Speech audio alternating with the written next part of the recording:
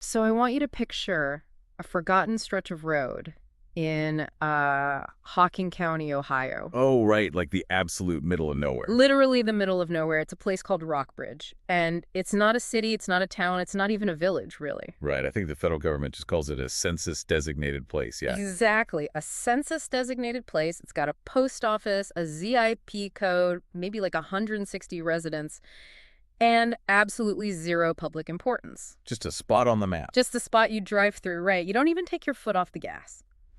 But now I want you to picture the richest, most powerful tech billionaires in the world quietly gathering under the roof of this small inn in that exact invisible spot. Which is just such a wild image. It's crazy.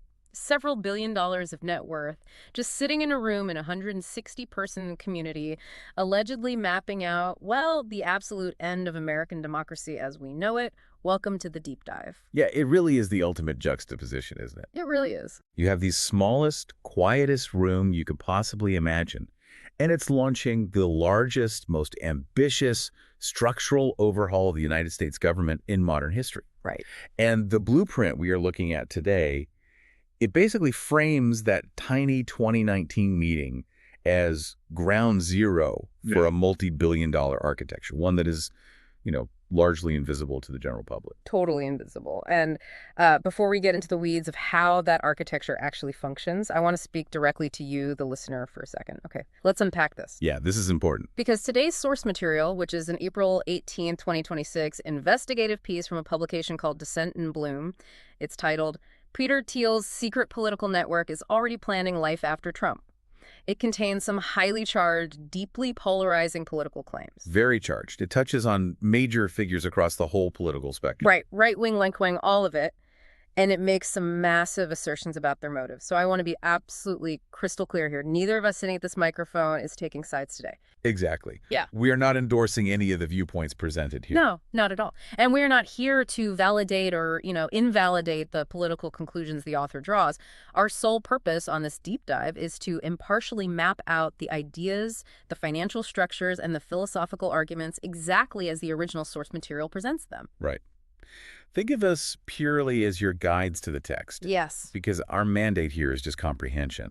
The goal is to synthesize the mechanics of this machinery so you, the listener, can see the blueprint clearly, regardless of where you sit on the political spectrum. Right. Let's just look at the machine. And that blueprint starts in that room in 2019. In Rockbridge. In Rockbridge. Yeah. Let's look at who was actually sitting at that table. You have tech billionaire Peter Thiel. Big name. Very big. You have conservative mega donor Rebecca Mercer.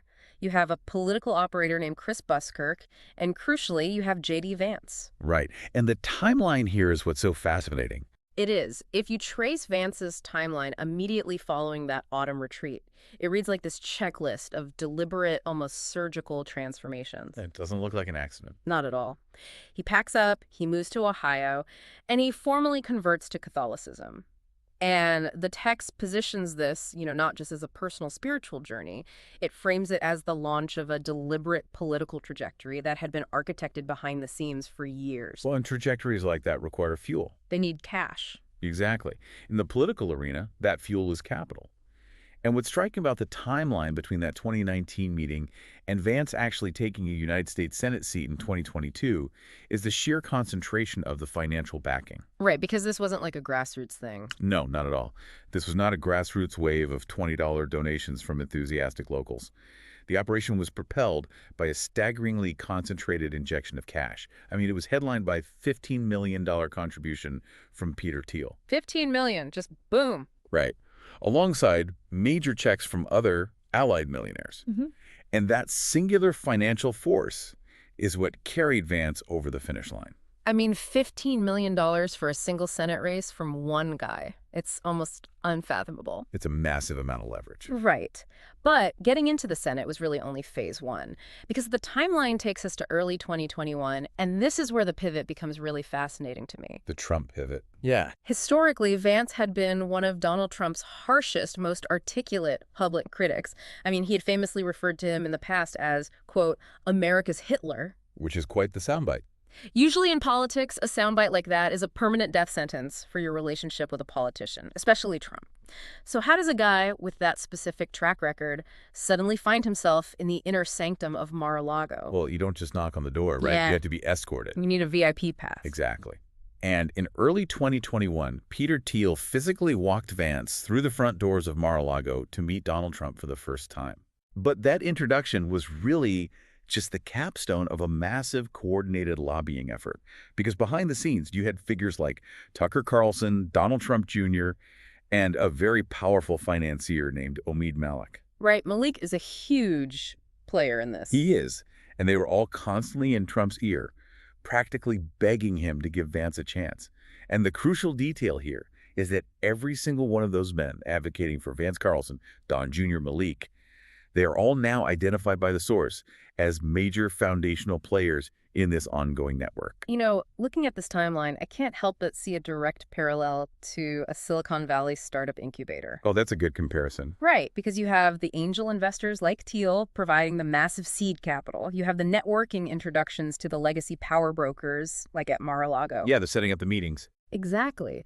So if this hidden network is essentially a political venture capital firm, and JD Vance is the quote-unquote product they are bringing to market, what exactly is the problem they're trying to solve? Because startups always have a core disruption they're aiming for. What is the overarching goal of this product launch? That quotient cuts to the absolute core of the investigation. The author's thesis is that the goal was never merely elevating Vance to the vice presidency by 2024. Wait, really? It wasn't just about winning the White House? No, the vice presidency is just a milestone to them. Yeah. The actual problem this group in Hocking County set out to solve is the structure of American governance itself. Oh. They are not looking to just win an election. They are looking to execute a fundamental redesign. The text is totally unambiguous in its assessment here. Yeah. It says they are building the architecture for the absolute end of American democracy as we currently understand it. Which, you know, sounds like hyperbole until you actually listen to the tape the investigation uncovered from September 2021. Right, the podcast interview. Yeah. Vance is gearing up for his Senate run, and he sits down for a nearly 2-hour interview with a guy named Jack Murphy. Now, Murphy is not a mainstream journalist. Not at all. He's a highly controversial, quote-unquote, manosphere influencer. He operates in the same ecosystem as people like Andrew Tate. He has a history of hosting incredibly toxic, misogynistic content. Yeah, it's a very specific fringe corner of the internet. Exactly. And a Yale-educated candidate for the U.S. Senate does not accidentally wander onto a show like that for 2 hours. No, it's a highly calculated audience selection. You think so? Absolutely. Because before the blinding lights of the national spotlight force a candidate to, sanitize their message for the general public, they often speak directly to their most radical foundational base. To rally the core troops. Right. Vance was laying out the unfiltered playbook to a specific fringe audience who would understand exactly what he was talking about. And what he talks about is wild. I mean, he deliberately name drops a blogger named Curtis Yarvin. Yes, Yarvin is key here. For context, for those who don't know, Yarvin has spent years cultivating a philosophy that essentially argues the American democratic experiment is a total failure and that we need to replace it with something resembling a monarchy or a corporate dictatorship. Yeah, an absolute CEO of the country, basically. Right.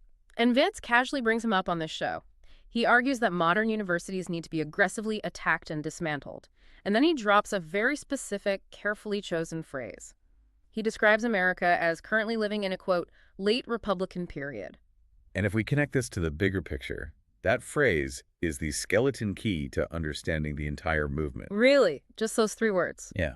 Because late Republican period is not just an offhand comment about the modern GOP or the Republican Party. Oh, right. Capital R versus lowercase r. Exactly. It is a very precise historical reference to a highly volatile era in ancient Rome. It describes the exact window of time right before Julius Caesar defied the Roman Senate, marched his army across the Rubicon River, and declared himself dictator for life. So it's literally the dying breath of the Republic. Yes, but with a very important caveat about how it actually died. Because during the late Roman Republic, the institutions didn't physically disappear overnight. They were still there. Oh yeah, the Senate still met, the courts still held trials, the voting mechanisms were still technically functioning, but they had been entirely hollowed out. Ah, I see. They possessed no actual functional power anymore. The republic was functionally dead. It was replaced by the power of wealthy elites and warlords, but the public performance of democracy continued. Like weekend theater. Exactly. The investigation makes the point that Rome didn't send out a press release announcing the end of the republic. People just slowly woke up and realized the Senate was a theater troupe. So Vance isn't just giving a neat little history lesson on a niche podcast. Not at all. The argument the author makes is that he is signaling.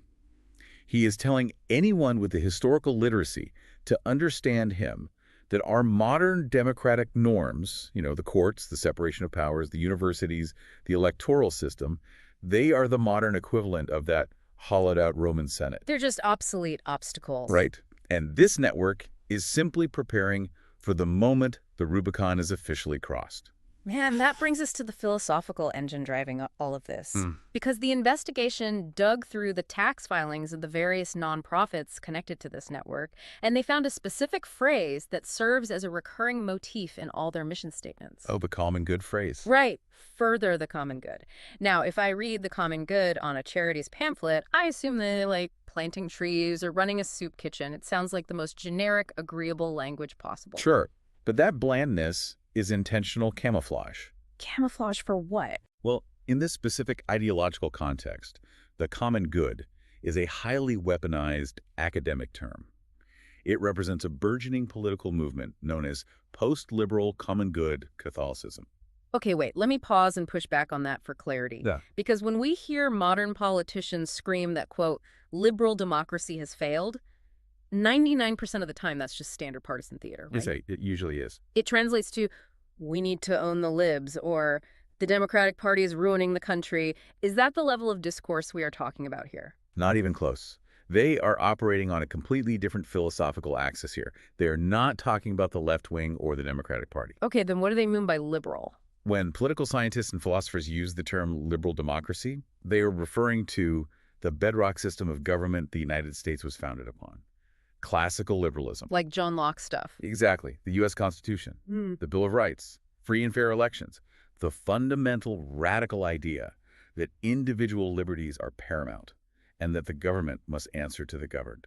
Wait, so they are talking about dismantling the American experiment itself? They are declaring it a failed 250-year-old beta test. Wow. The post-liberal ideology argues that prioritizing individual rights and freedoms has actually fractured society and completely degraded our culture. So their proposed solution is a total reversal. Which is what?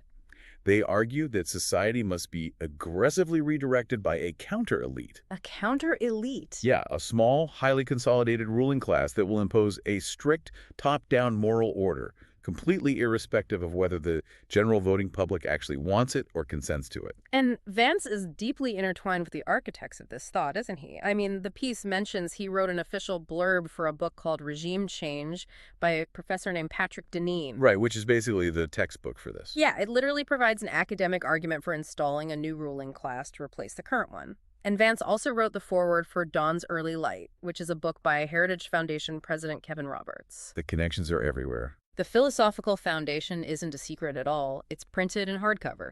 They have completely abandoned traditional conservative buzzwords like free markets and individual liberty.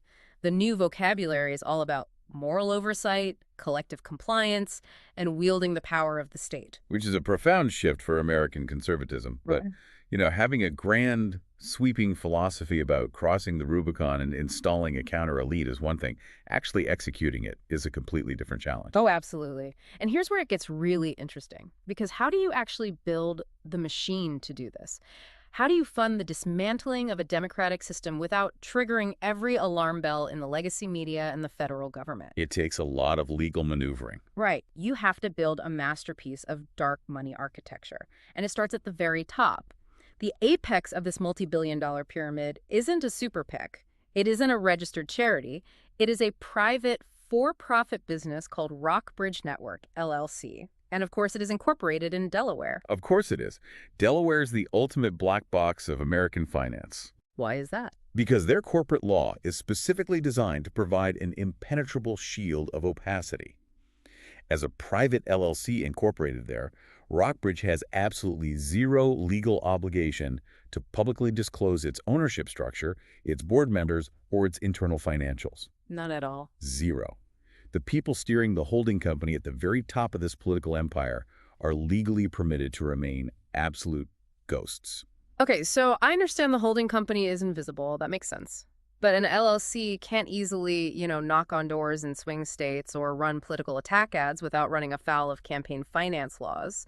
So how does the money actually flow from the invisible billionaires to the streets? It flows through a brilliantly designed pipeline of tax loopholes. Okay, walk me through it. Imagine a wealthy tech CEO who wants to fund this post-liberal movement but doesn't want their name splashed across the front page of the New York Times. They write a massive 8-figure check to a Rockbridge Network, LLC. Okay, and because it's a Delaware LLC, that check is a secret. Exactly. That transaction is entirely invisible. Then the LLC takes that money and passes it down the chain to a 501c4 nonprofit. Now, a 501c4 is the IRS tax designation for a quote-unquote social welfare organization, right? Like the Sierra Club or the NRA. Exactly right. And the magic of the 501c4 under U.S. tax law is that, unlike a traditional political campaign, it does not have to disclose the identities of its donors to the public. Oh, wow. So by the time the money hits the nonprofit, it is sitting behind two thick, legally reinforced walls. The LLC and the 501c4. Exactly. The original source of the funds is completely untraceable. You can track the money leaving the nonprofit, but you can never, ever see who put it in. That is wild. And the investigation actually managed to identify 4 specific 501c4 nonprofits operating under this Rockbridge umbrella. They did. And their naming conventions are so fascinating because they sound wonderfully bland, almost aggressively boring. Totally unmemorable on purpose. Right. But their operational mandates are incredibly specific. Let's walk through the 4 nodes. First, you have Better Tomorrow. What do they do? So Better Tomorrow is the tactical ground game. Their specific mandate is the physical mobilization of bodies. They pay teams to knock on doors, distribute literature, and physically transport voters to the polling stations on Election Day. Okay, boots on the ground. Then there is over-the-horizon action. Right. Their mandate is expansion. They operate as a data-driven dragnet. Their whole job is tasked with finding unregistered conservative-leaning citizens, navigating the bureaucracy to get them officially onto the voter rolls, and then securing their turnout. So they're building the base. Third is Faithful in Action. This node leverages existing community infrastructure. Their goal is to turn Sunday church sermons into direct political organizing. Wow, okay. Yeah. Instead of building a community from scratch, they tap into established religious congregations, effectively using the pulpit as a localized political megaphone. And the 4th one is where the manipulation becomes truly systemic. This one is called firebrand action. They officially brand themselves as a journalism nonprofit. But what is their actual product? Their product is perceived reality. What does that mean? Firebrand Action funds polling. But they aren't funding neutral academic barometers of public sentiment. They fund highly targeted partisan polling that is specifically designed to flow into mainstream, highly respected polling aggregators. Like Real Clear Politics. Exactly, and 538. Because if you flood the zone with your own funded data, you can artificially shift the narrative of an entire election cycle. Precisely. You can manufacture momentum for a candidate, or you can make a safe race look like a toss-up. And that alters how legacy media covers the race, which alters how donors spend their money, which ultimately alters how people actually vote. It's like an Inception-level strategy. It really is. It's hacking the feedback loop of democracy. You aren't just reacting to public opinion, you are mathematically engineering it from the shadows. But the absolute wildest part of this investigation, the real shoe-leather detective work here, comes when the journalist starts pulling the IRS 990 tax filings for all these supposedly independent organizations. This part is incredible. Right. They are looking at the paperwork for Better Tomorrow, Over the Horizon, Faithful in Action, Firebrand Action, and they notice a glaring anomaly. Every single one of these distinct groups lists the exact same 10-digit phone number on their federal tax returns. 202-813-9118. Yes, that exact number. And that phone number is the string that unravels the entire sweater. Because when they began tracing that specific number, they realized it wasn't just connecting these 4 nonprofits. It was everywhere. Everywhere. That same 10-digit sequence connects dozens of PAGs, super PACs, advocacy groups, and media firms scattered across multiple states. So imagine the journalist sitting in a room just searching through thousands of pages of mind-numbing PDF tax forms and hitting Control F for this number. And Yeah. it just keeps lighting up across the entire conservative political ecosystem. It's the smoking gun. And they trace the number to a specific individual, Jana Rutland. Who is she? Well, she is listed as the treasurer on all these forms. But the twist is that she doesn't actually work for Rockbridge or any of these nonprofits. She is an employee of a company based in Chicago called the Crosby-Ottenhoff Group. Okay, what is that? They are what is known in the industry as a political, quote-unquote, compliance firm. Wait, so if this Jana Rutland is on the federal paperwork for dozens of different PECs and nonprofits, a compliance firm is basically just a legal firewall. Yes. They're essentially renting out signatures so the real power players never have to put their own names on the dotted line. That is the exact mechanism. Federal law dictates that every political action committee and nonprofit must name an official treasurer to sign the filings and take legal responsibility. Right, someone has to be accountable. Right. And Crosby-Ottenhoff provides that service at an industrial scale. Janet Rutland's signature sits on dozens of organizations. The phone number on all those tax forms isn't a secret Rockbridge headquarters in Washington. It's a switchboard on a desk in Chicago. Wow. It's the ultimate Russian nesting doll of legal shielding. It really is. You peel back the super PAC to find the 501c4 nonprofit. You peel back the nonprofit to find the Delaware LLC. You peel back the LLC and you find a rented signature from a compliance firm in Chicago. I mean, the journalist describes Rutland as the invisible financial plumbing. And that's exactly what it is. Because by the time a dollar actually exits the system to buy a television ad or fund a poll, it is passed through 3 or 4 legally distinct entities, all of which are technically controlled by the exact same handful of people sharing this rented infrastructure. Because it is designed to project the illusion of a vast, widespread, organic grassroots movement made up of dozens of independent voices. But when you actually map the plumbing, you realize it is a hyper-centralized, tightly controlled monolith. Which brings us back to Chris Buskirk, one of the 4 people in that tiny Ohio inn back in 2019. If the operation is this centralized, someone has to be steering the ship, right? And the piece quotes Orrin Cass, another prominent conservative thinker who attended that 2019 meeting, who explicitly describes Buskirk as the, quote, convener of that ecosystem. Convener is the perfect word for him. Buskirk acts as the central nervous system. He is the president or the primary leader of nearly every critical node in this vast network. He's everywhere. He runs the super PACs, he directs the nonprofits, and as we will get into shortly, he co-founded their massive venture capital arm. He is the conductor, ensuring that all of these legally severed entities are playing the exact same sheet music, marching toward the same post-liberal goal. So we've mapped out the philosophy, right? And we've mapped out the legal dark money architecture. Now we have to look at the sheer overwhelming fail of the money flowing through these pipes. It's astronomical. It is. The investigation lays out the VIP donors and the buy-in required to sit at this table, and it operates in just a completely different stratosphere. We are talking about an annual baseline operating budget of $75 million for the Rockbridge network. And that budget is not sustained by small dollar donors getting angry at a cable news segment. To maintain this machine, the network holds semi-annual, highly exclusive summits at luxury resorts. Like Ritz-Carltons and stuff? Exactly. The Ritz-Carlton in Key Biscayne and various Four Seasons properties. This isn't a convention you can just buy a ticket to online. Roughly 250 elite donors are invited, and the price of admission, the annual buy-in, just to keep your seat at the table, ranges from $100,000 to $1 million per person every single year. Just to stay in the club. And they also detail a private membership club right in Washington, D.C. called the Executive Branch, which was created by Buskirk and Hamid Malik.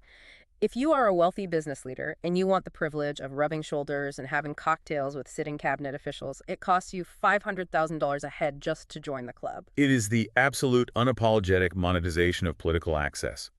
They have put a $500,000 price tag on proximity to federal power. And the guest list for these summits reads like the Forbes 400 mixed with the White House directory. You have Rebecca Mercer, who sits on the board of the Heritage Foundation, which famously authored the Project 2025 Transition Plan. She's a central figure. Right. She's the billionaire who quietly bankrolled Steve Bannon's rise, Breitbart News, and the Cambridge Analytica data operation. Yeah, the investigation points to her as the textbook definition of an eminence gris. You know, the power behind the throne. Always in the background. Always. She operates almost entirely in the shadows, having realized long ago that public pageantry and press conferences just turn you into a target. True power is writing the checks in the dark. You also have Silicon Valley royalty there, Mark Andreessen, David Sachs, the Winklevoss twins, various co-founders from the PayPal mafia. Right, the whole tech ecosystem. And mingling with them are highest-level political figures. Commerce Secretary Howard Lutnick, Director of National Intelligence Tulsi Gabbard. The piece even notes that Robert F. Kennedy Jr. was gifted a $100,000 speaking fee from one of the network's nonprofits, Over the Horizon Action, just 3 months before he was confirmed to run the Department of Health and Human Services. So the overlap between high-finance, monopolistic tech billionaires Yeah. and the highest echelon of the regulatory state is absolute. There's no separation. None. And that seamless integration brings us to the venture capital arm of this operation, which the architects refer to as, quote, patriotic capitalism. Right, because apparently controlling the dark money nonprofits and the super PACs wasn't enough. Not even close. In 2022, Mercer, Buskirk, and Malik expanded the empire by co-founding a venture capital firm called 1789 Capital. And to make the ties to the Oval Office even more explicit, Donald Trump Jr. joined the firm as a partner after the 2024 election. Right. And 1789 Capital currently manages over $1 billion in assets, with investments in roughly 30 companies. And the crucial distinction here is their portfolio. They are not investing in the next big consumer app or social media platform or enterprise software. What are they buying? They are aggressively targeting companies that are fundamentally tied to the federal government. Military technology, aerospace, defense manufacturing. They are investing in the business of the state. The text highlights a few of these. You have Firehawk Aerospace, which is developing 3D printed rocket fuel.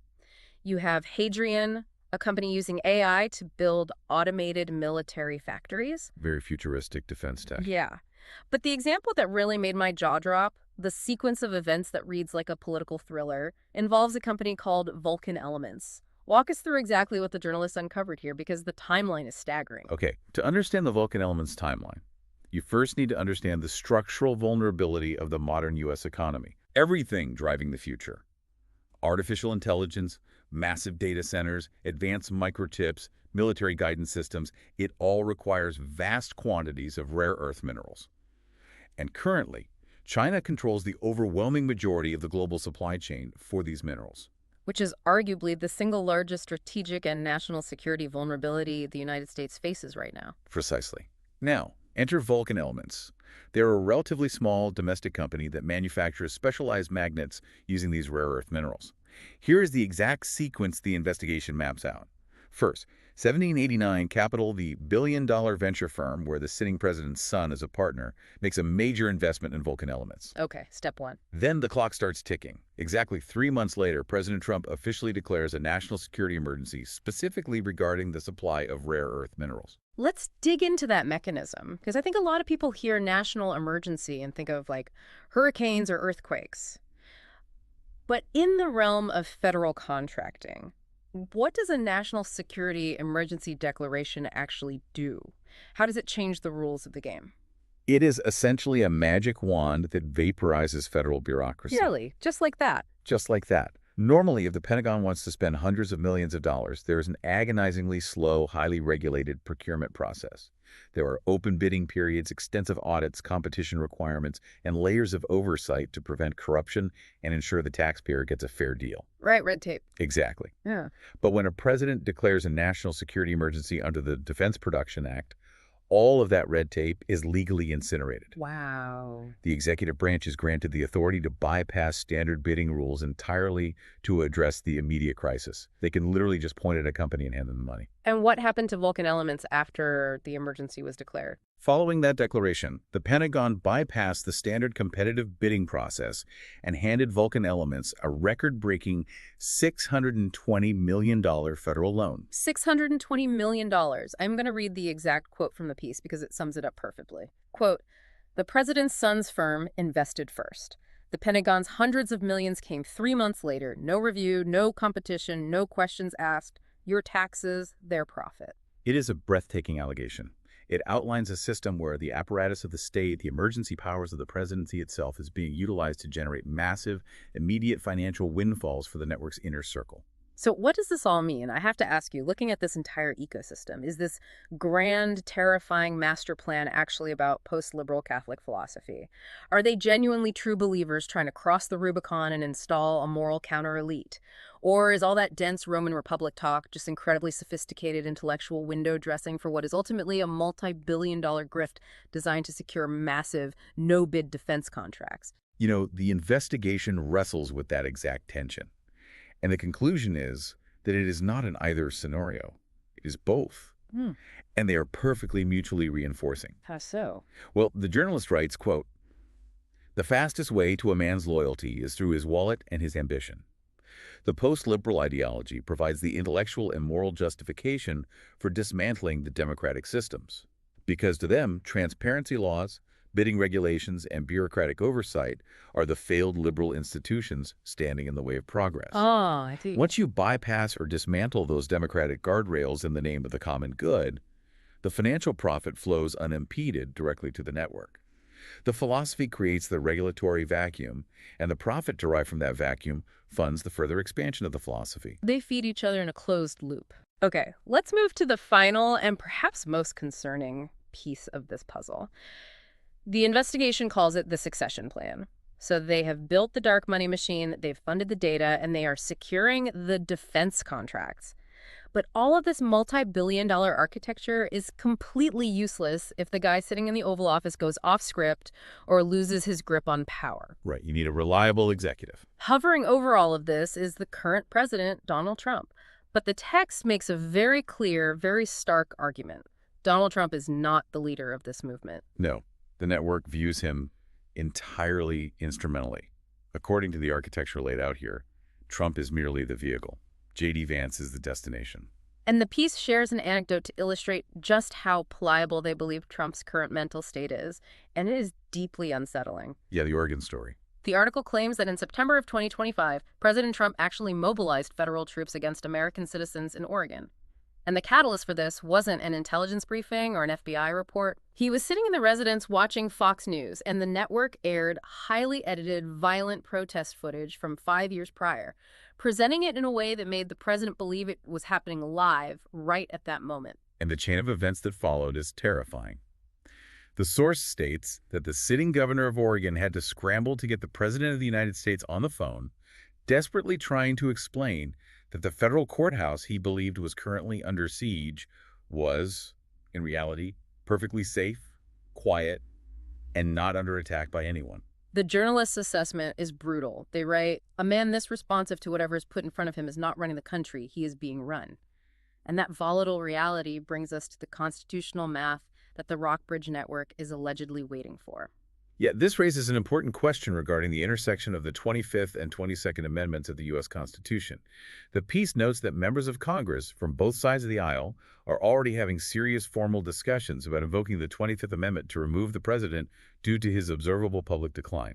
And if the 25th Amendment is successfully invoked, or if the president steps down or passes away, Vice President J.D. Vance immediately assumes the presidency. Yes, but the timing of that assumption is the linchpin of the author's theory regarding the 22nd Amendment. Explain that.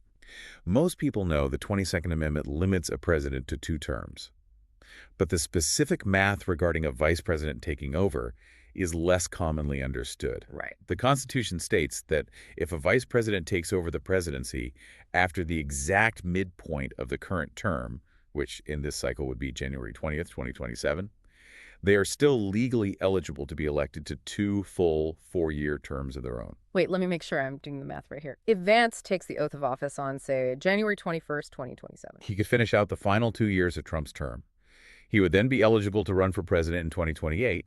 If he wins, he serves 4 years. And he would still be eligible to run again in 2032 for another 4 years. Meaning, legally, he could serve as the president of the United States for nearly a full decade. 10 uninterrupted years to install this post-liberal architecture. That is a staggering runway for executive power. But there is a massive glaring hole in this mastermind plan. You can map out the constitutional loopholes all you want, but you still have to win the elections in 2028 and 2032. You still need votes. Right. And the investigation acknowledges the elephant in the room. J.D. Vance is wildly, historically unpopular with the American public. Very unpopular. The article cites data from April 2026 showing that Vance holds the absolute worst approval rating of any vice president at this stage in office in the history of modern polling. We are talking about a 21-point negative swing in his favorability just since he took the oath of office in January 2025. You cannot be president for a decade if absolutely nobody will vote for you. Well, but that assumption relies on the mechanics of the old republic. Oh, right. And we have to return to the core thesis. Rockbridge does not care about Vance's popularity. They're aggressively building a system where popularity is mathematically irrelevant because they control the underlying infrastructure of the election itself. Infrastructure over popularity. Exactly. The investigation points out that since 2021, while everyone else was obsessing over daily tracking polls and cable news soundbites, this network has been quietly pouring hundreds of millions of dollars into structural warfare. What does structural warfare look like? They are funding massive, localized redistricting efforts. They are building hyper-targeted voter turnout operations in key swing state counties. And most importantly, they are funding armies of lawyers engaging in relentless litigation explicitly designed to rewrite state-level election laws regarding how votes are cast, collected, and counted. Just changing the rules of the game. Right. The journalist uncovered internal planning documents showing massive budgets earmarked solely for rewriting election law, and another $3 million explicitly dedicated to staffing a, quote-unquote, government in waiting. And it isn't just theoretical. They are successfully installing their hand-picked operators into the deepest levels of the actual government. The piece notes that James Blair, the operative who was running the data and polling for the network's Firebrand Action nonprofit, left that role to become Trump's campaign political director. A direct pipeline. Yeah, and the moment the election was won, he walked straight into the West Wing as the White House Deputy Chief of Staff. They're placing the architects of the dark money machine directly into the levers of state power. The author describes this evolution as the Koch model, turbocharged. The Koch brothers. Yeah, decades ago, Charles and David Koch built a massive, highly influential conservative network, but they adhered to a libertarian philosophy of free markets and limited government. And when they publicly clashed with Trump's populist wing, their influence evaporated. They got pushed out. Right. Rockbridge learned from that failure. They were purpose-built in 2019 to replace the Koch network, but they stripped away all the libertarian pretenses. They do not want limited government. They want to wield the total power of the state. They aren't playing to win a news cycle. They are playing to own the foundation of every election to come. Man, it is an almost overwhelming volume of information to process. It's a lot. We have just traced an invisible, multi-billion-dollar network from a quiet inn in a tiny Ohio town through the impenetrable corporate registry of Delaware, down into the tax-exempt 501c4 nonprofits, routed through a rented compliance switchboard in Chicago, elevated up to a billion-dollar venture capital firm securing no-bid Pentagon defense contracts, all culminating in a specific constitutional strategy to install a highly unpopular candidate for a decade of post-liberal rule. It is a breathtaking, granular mapping of how modern power actually functions. And the journalist concludes the piece with a chilling metaphor that perfectly circles back to our discussion about the Roman Republic. What do they say? They write, quote, "People love to comfort themselves by saying Rome wasn't built in a day. They conveniently forget it didn't fall in one either. It crumbled slowly, imperceptibly, while very smart people stood around arguing over the acoustics in the Colosseum." Wow. It's the profound realization that we are so entirely distracted by the daily noise, the late night tweets, the debate stage gaffes, the endless political theater, that we aren't even looking down to see the structural foundation of the country being unscrewed and dismantled right beneath our feet. We're watching the play while they sell the theater. Exactly. And that is exactly why this deep dive matters for you, the listener. If you are the kind of person who wants to understand the mechanics of how the world actually operates, this investigation fundamentally changes the lens through which you view everything. You'll never see the news the same way. The next time you see a polling average shift on 538, or you read a brief headline about a massive defense contract for critical minerals, or you stumble across a seemingly boring tax form for a local voter outreach charity, well, you now understand the invisible multi-billion-dollar threads that might be seamlessly connecting all of them to a much larger, much darker design. It demands an entirely new level of critical thinking and relentless skepticism from all of us regarding where information, data, and money actually originate. You can no longer take the surface level of American politics at face value. You really can't. And I want to leave you with one final provocative thought to mull over, something that builds on everything we've unpacked today about the architecture of anonymity. We spend so much of our political energy in this country debating traditional campaign finance reform. We talk about it constantly. Endlessly. We argue about caps on individual donations or the limits of traditional PAC spending or tweaking transparency laws for TV ads. But if a private, for-profit Delaware LLC can legally map out and execute a multi-billion-dollar succession plan for the American presidency, using venture capital investments and rented compliance firm loopholes to shield every single dollar from public view, are the laws we currently rely on to protect our democratic transparency already entirely obsolete in the 21st century? That is the million-dollar question. Are we desperately trying to regulate a modern stealth bomber using a rulebook written for hot air balloons? Thank you so much for joining us on this deep dive. We will catch you next time.